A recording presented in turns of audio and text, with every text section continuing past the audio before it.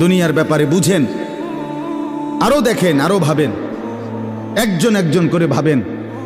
দুনিয়া আরো যদি সাজান, খোদার কসম ক্ষণিকের ক্ষণিকের ক্ষণিকের অল্প সময়ের দুনিয়া চমৎকার সাজাইয়াও তৃপ্ত হইতে পারবেন না, তৃপ্ত হইতে পারবেন। এবছর চমৎকার রং দিছেন বিল্ডিংয়ে, 2 বছরের মাথাত বিভিন্ন খান দিয়া চামড়া উঠিয়া এটা আবার যেই সেই, ঠিক কিনা বলেন? তা আবার রং দাও। এই সোফা চমৎকার বানাইছিল, ওই যে বার্নিশ নাই, দেখেন এই যে সোফা, এটা এই যে দেখেন, কথা বলেন না, এই সোফা এটার মধ্যে আসেনি অন বার্নিশ, তো এটা আবার কি করতে হইব?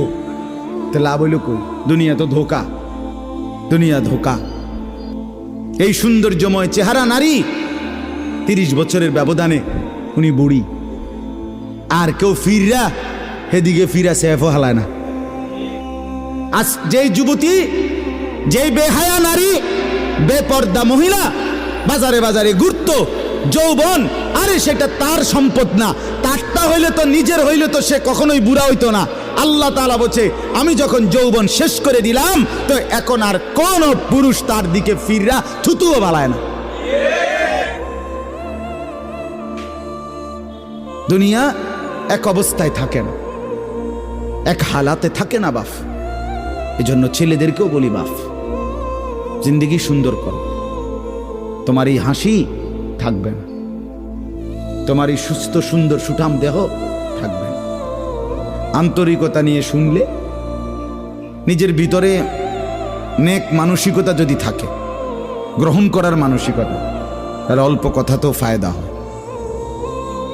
আর গ্রহণ করার মানসিকতা না থাকলেও 50 বছর শুনলেও গুনার অভ্যাস ছুটে না।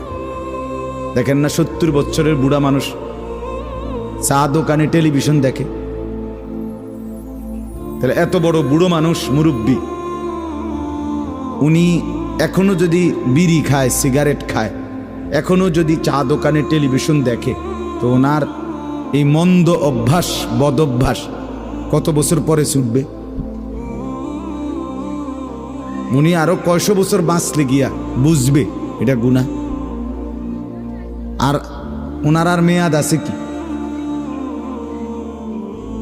এই জন্য বললাম, আপনি খবর নিলে দেখবেন 30 বছর মসজিদে আসা যাওয়া করে ঠিকই, কিন্তু যথাযথ আন্তরিকতা, দিলের মধ্যে আখেরাতের কোনো মানসিকতাই নাই,